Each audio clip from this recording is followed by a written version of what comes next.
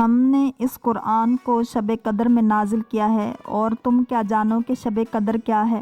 شب قدر 1000 مہینوں سے زیادہ بہتر ہے۔ فرشتے اور روح الامین اس میں اپنے رب کے اذن سے ہر حکم لے کر اترتے ہیں۔ وہ رات سراسر سلامتی ہے طلوع فجر تک۔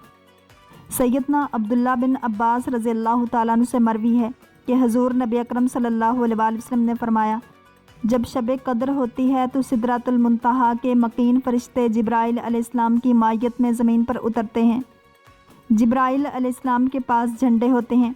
وہ ایک جھنڈا میری قبر پر، ایک جھنڈا بیت المقدس پر، ایک جھنڈا مسجد الحرام پر اور ایک جھنڈا طور سینا پر نصب کر دیتے ہیں۔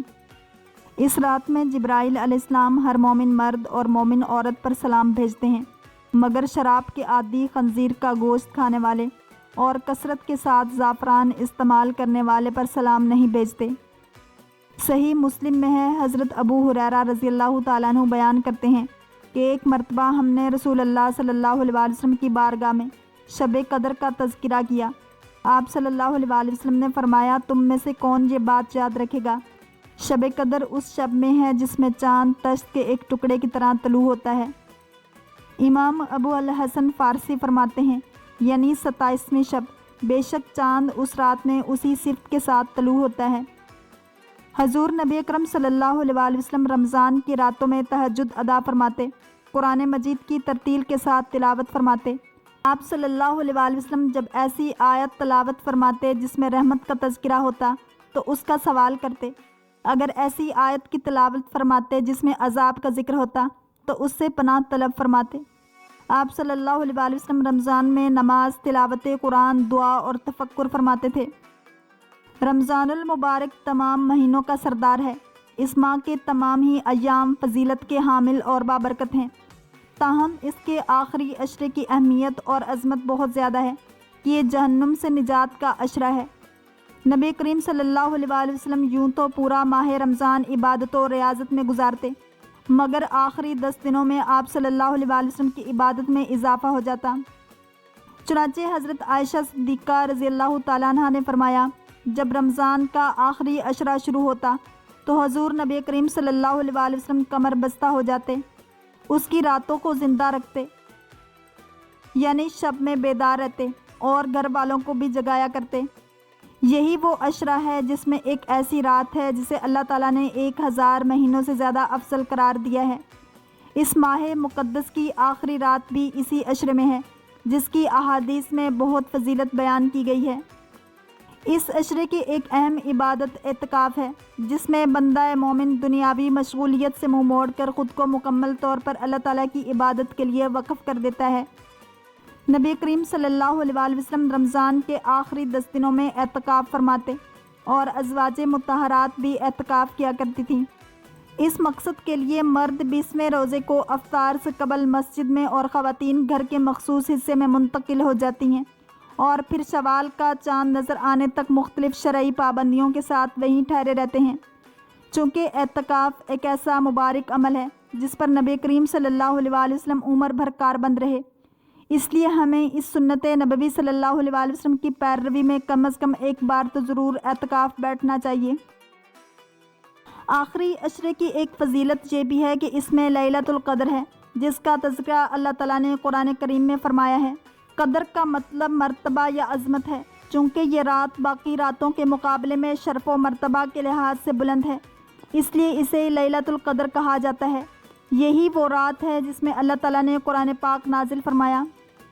سورۃ دخان میں ارشاد باری تعالیٰ ہے، یقیناً ہم نے اس قرآن کو بابرکت رات میں نازل فرمایا ہے۔ حضرت عبداللہ بن عباس رضی اللہ تعالیٰ عنہ اور دیگر کا قول ہے، جس رات میں قرآن مجید نازل کیا گیا وہ لیلۃ القدر ہی ہے۔ یہ مبارک رات 1000 مہینوں سے افضل ہے۔ ارشاد باری تعالیٰ ہے، بے شک ہم نے اس قرآن کو شب قدر میں نازل کیا ہے، اور تمہیں کیا معلوم کہ شب قدر کیا ہے؟ شب قدر 1000 مہینوں سے بھی بہتر ہے۔ اس میں فرشتے اور روح یعنی حضرت جبرائیل علیہ السلام اپنے پروردگار کی اجازت سے ہر کام کے لیے اترتے ہیں۔ وہ رات سراپا سلامتی ہے فجر کے طلوع ہونے تک۔ شب قدر کون سی رات ہے؟ اللہ تعالیٰ نے اپنی حکمت سے اسے مخفی رکھا ہے، تاہم احادیث سے معلوم ہوتا ہے کہ نبی اکرم صلی اللہ علیہ وسلم آخری عشرے کا اعتکاف خاص طور پر لیلۃ القدر کی تلاش اور اس کی برکات پانے کے لیے فرماتے تھے۔ حضرت عائشہ رضی اللہ تعالیٰ عنہ کی روایت ہے کہ نبی اکرم صلی اللہ علیہ وسلم آخری عشرے میں اعتکاف کیا کرتے اور فرماتے تھے کہ رمضان کے آخری 10 دنوں میں لیلۃ القدر کو تلاش کرو۔ اس سے ظاہر ہوا کہ یہ مبارک رات رمضان کے آخری عشرے ہی میں ہے۔ حضرت عائشہ صدیقہ رضی اللہ تعالیٰ عنہا ہی سے مروی ایک حدیث میں یہ الفاظ ہیں کہ شب قدر کو رمضان کے آخری عشرے کی طاق راتوں میں تلاش کرو۔